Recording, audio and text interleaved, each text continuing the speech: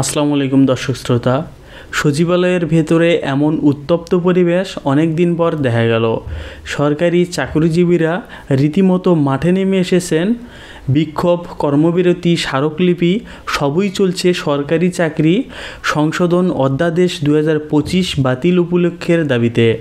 কিন্তু এই আইনে কী এমন আছে যা এত বড় একটা আন্দোলনের জন্ম দিয়েছে? কি ঘটছে এই সচিবালয়কে ঘিরে?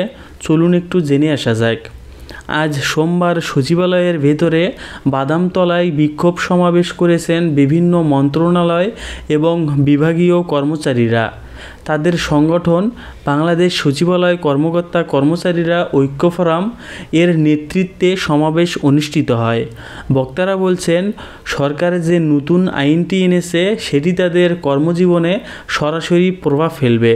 এটা নাকি নিয়ন্ত্রণমূলক এবং নির্বিচারে ব্যবহারের মতো একটি হাতিয়ার হয়ে দাঁড়াতে পারে তাদের এই শঙ্কা। আর তাদের এই শঙ্কা থেকেই আজ তারা আন্দোলনের মাঠে নেমেছে।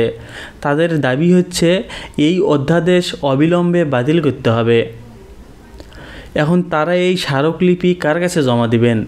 আজ আন্দোলনকারীরা 2 জন অন্তর্বর্তী সরকারের উপদেষ্টার কাছে স্মারকলিপি জমা দিয়েছেন। স্থানীয় সরকার, পল্লী উন্নয়ন ও ক্রীড়া উপদেষ্টা আসিফ মাহমুদ সজীব ভূঁইয়া, তথ্য ও সম্প্রচার উপদেষ্টা মাহফুজ আলম। তবে তারা কেউই এই দপ্তরে উপস্থিত ছিলেন না।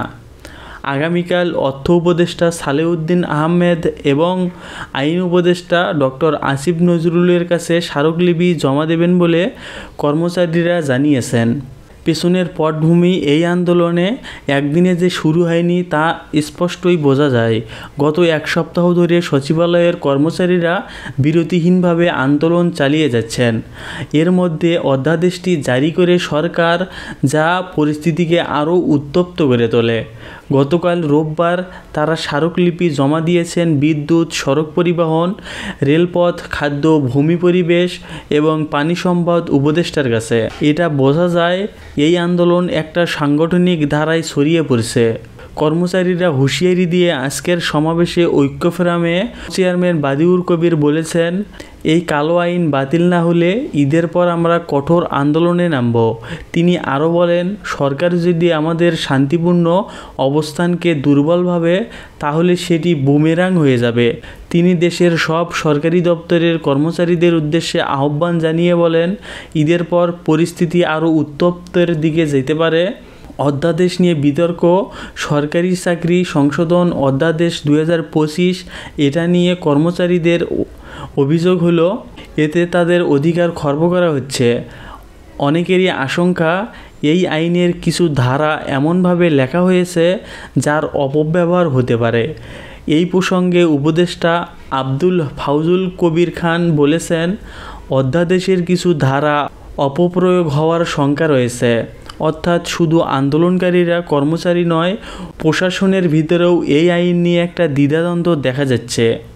তাহলে এখন শেষ প্রশ্ন দাঁড়ায়, এই অধ্যাদেশ সরকার কিভাবে সামাল দেবে?